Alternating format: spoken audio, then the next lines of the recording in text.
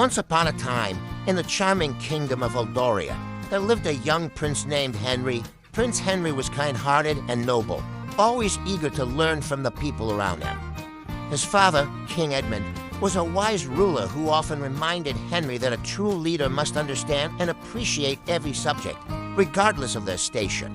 One day, King Edmund decided it was time for Prince Henry to embark on a unique journey.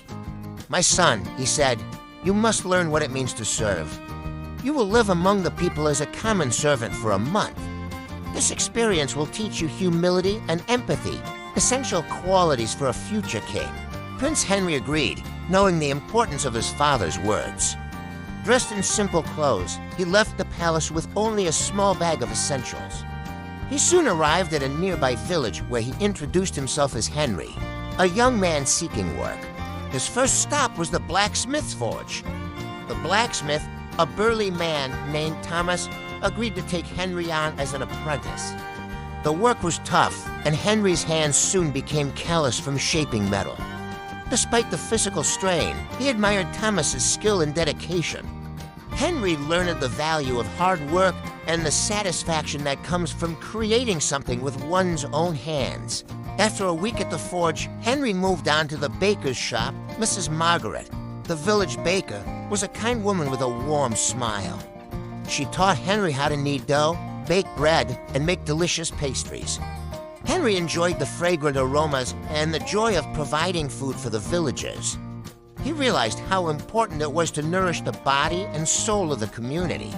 Next, Henry worked with the shepherd, an elderly man named Peter. Together, they tended to the sheep, guiding them to lush pastures and protecting them from wolves. Henry grew to appreciate the peacefulness of the countryside and the patience required to care for living creatures. He learned that leadership often meant protecting and nurturing those in your care.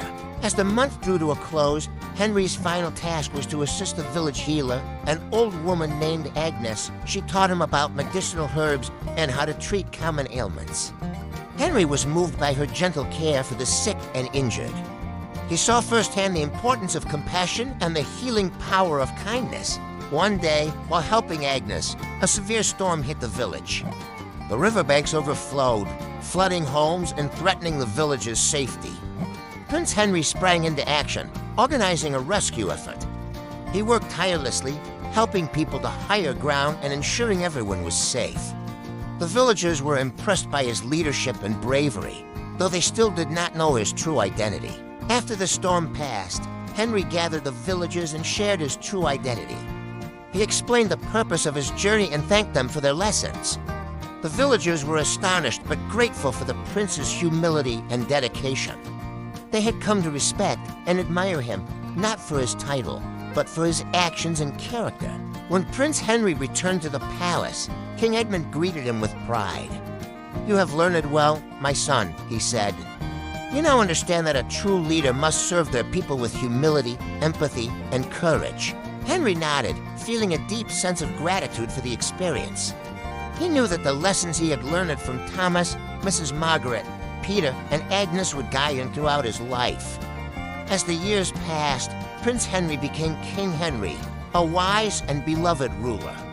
He often visited the village, maintaining the friendships he had formed and continuing to serve his people with the same humility and kindness he had learned during his time as a servant. The story of Prince Henry and his journey became a cherished tale in Eldoria, teaching children and adults alike the importance of understanding, serving, and leading with a compassionate heart.